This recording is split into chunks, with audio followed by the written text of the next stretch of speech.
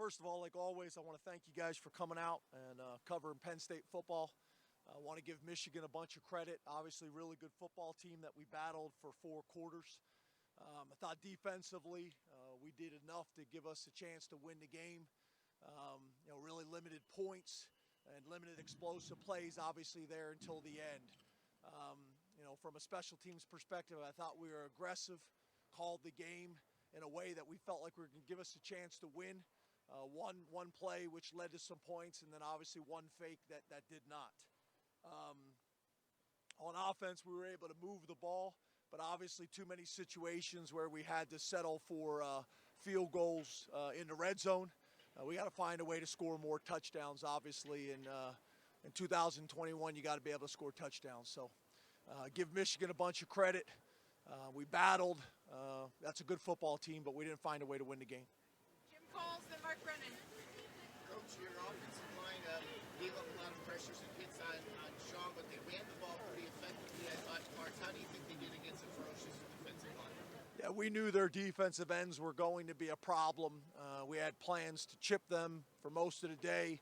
We had plans to screen them as much as we could. And then obviously, staying with the run game and not going away from the run game. I thought for the most part we battled, but obviously Sean got hit too many times. But those two defensive ends, you could make the argument maybe the best combination of two D ends in the country. Mark Brennan and Neil Rudell. James, can you take us through the decision to go on 4th and 2 there late? And what did you think of your play call? I know that that Jahan was not in the game at the time. Was there any consideration to time out and get him in there? Yeah, we weren't going to be able to get him in there in that situation, but it was 4th down. We're not going to punt in that situation. We're going to go try to win the game, be aggressive like we did all day long. Obviously, we got to leave the ball on the field and give the guy a chance to make a play for it. Obviously, that's not the time you want to lose Jahan Dotson, obviously, because at that point of the game, you're thinking players, not plays. Try to get the ball into your playmakers' hands. Obviously, that was a critical play in the game. Neil Rudell and Dave Jones. James, can you take us through the big field goal again? 4-2 there. What you were looking. Did you think about going for it on 4th and 2 besides the fake? I think you guys know as well as I have, we have not been great in short yardage situations, so that was our going for it on 4th down. Felt like we had the look that we wanted, but it's about details. We threw the ball to the back hip.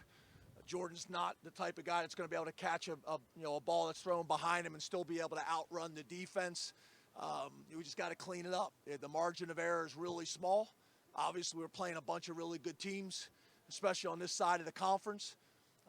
I'd make the call again, but obviously it wasn't successful. We were going to call the game today in an aggressive way to give us the best chance to win the game. We got to find ways to execute, and we got to do a better job coaching. Audrey Snyder and Mike Gross. James, you guys moved Juice Scruggs to center and kept him there. 8 years into this, how do you feel like your O-line is? Because you always kind of mentioned that Ohio State and Michigan that these games are 20 years. Yeah, we lost Mike Miranda. That's why he wasn't in there. Wasn't able to go back in the game. I think at times, we did some pretty good things, but we weren't consistent enough. We got to be able to run the ball to take the pressure off of the passing game. And we got to be able to protect when everybody knows you're going to throw the ball, and we got to be able to run the ball when everybody in the stadium knows you're going to run the ball. Mike Gross and Rich Garcella. James, other than the fact that they have great defensive ends, why do you think you were able to maybe pass block less effectively than you ran block this week when a lot of it has been the other way around? Yeah, I don't know if it's other than what you said. They have two of the better defensive ends in the country. We got to be able to run the ball more consistently so it takes the pressure off of the passing game. We got to move the pocket. We got to have enough things in the package to move the pocket, to change the launch point up as well. All those things are really important. Rich Garcella and John Sauber.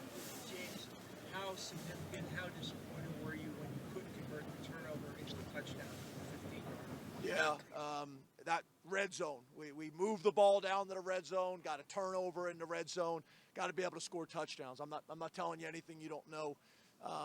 But obviously, you got to score touchdowns against a really good team. at home, you got to find a way to score touchdowns. So we got to do a better job of that. We need more work in the red zone, but also I think that also plays a part in running the football. We got to be able to run the ball. John Sauber, then Greg Pickle. James, you mentioned that 4th and 2 at the end is being about players, not plays. What made Cam Sullivan-Brown the player in that situation, given that he really hasn't featured in the offense much? Yeah, I guess my point was that he asked about Jahan Dotson not being in there, so I was talking about Jahan Dotson. You think players, not plays, in those situations. That's what I was referring to. Greg Pickle, then Corey Geiger. Coach, when you talk about margin of error and needing to make plays to win games, it's not this is one game in a season that's had a few games where those plays haven't been made. What can you point to, if anything, as maybe the reason why some of those plays just haven't been made this year? Yeah, I guess your point is a good one. You talk about the losses by few points. We have played hard, but we haven't made enough big plays. You take Jahan Dotson out, we're not making enough big plays, explosive plays. We've done that really for a long time. I think, you talk about the running game. I don't know if we've had very many explosive runs all year long. So, that's something we're going to have to look at hard. But I think that's the biggest issue. We don't have enough explosiveness besides Jahan Dotson in our offense right now. Two more, Corey Geiger, and then either Ryan or Andrew from WTHA. James, you've had a lot of success here, but you're 10-9 in the last 2 years. Is battling and playing hard and losing close, is that ever good enough for Penn State? And how would you analyze the job you've done? No, I get it. Yeah, I get it. But I'm proud of those guys in the locker room. I'm proud of the coaching staff. We'll find a way to get a win next week. Coach, they talked about the close plays each game. How much do those close plays, being the deciding point in all these games, how much does it eat at you throughout the season? Well, obviously the margin of error is small. You look at our side of the conference, maybe one of the better sides of the conference in college football. You can pick out 4 to 6 plays each game, and for most teams and most people, that's going to determine your success. You find a way to make those 6 plays per game, especially the way we're playing on defense. You got a chance to get wins against really good teams.